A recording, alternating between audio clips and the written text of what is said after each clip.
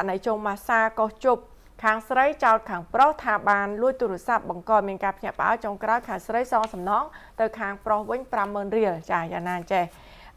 ករណីនេះបង្កមានការភ្ញាក់ផ្អើលនៅតាមដងផ្លូវគណៈដែលបរិសម្នាក់ជិះកង់ចូលទៅម៉ាសាកោះជប់ចេញមកវិញក៏ត្រូវនារីដៃគូនឹងចោតថាលួចទូរស័ព្ទផ្អើលដល់សមត្ថកិច្ចអន្តរាគមន៍សួរនាំហេតុការណ៍នេះកើតឡើងនៅម៉ោង 10 យប់ថ្ងៃទី 24 មិថុនា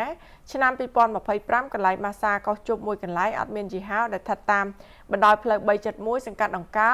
ខណ្ឌដង្កោជាប់ព្រំប្រទល់ខណ្ឌមានជ័យរាជធានីភ្នំពេញករណីនេះផងដែរនៅពេលដែលសមត្ថកិច្ចទៅដល់នារីរូបនេះថាជារឿងយល់ច្រឡំចានៅពេលដែលនិយាយប្រកែកគ្នាហើយហ្នឹងក៏ថាជារឿងយល់ច្រឡំក៏បញ្ចប់រឿងត្រឹមហ្នឹងតែបាយជាខាងបរោះហ្នឹងគាត់កើតទុកមិនសុខចិត្តវិញកើតទុកមិនសុខចិត្តជំវិញហ្នឹងគឺទាមទារសំណង$200ថ្លៃការចោទប្រកាន់ខូចកិត្តិយសរបស់គាត់ក្រោយពេលកើតហេតុដែលមានការសម្របសម្រួលពីសមត្ថកិច្ចនារីខាងលើហ្នឹងបានសំទោសហើយសងជំងឺចិត្តចំនួន 50,000 រៀលឲ្យទៅបរិសុទ្ធជិះកង់ដើម្បីបញ្ចប់រឿងចា៎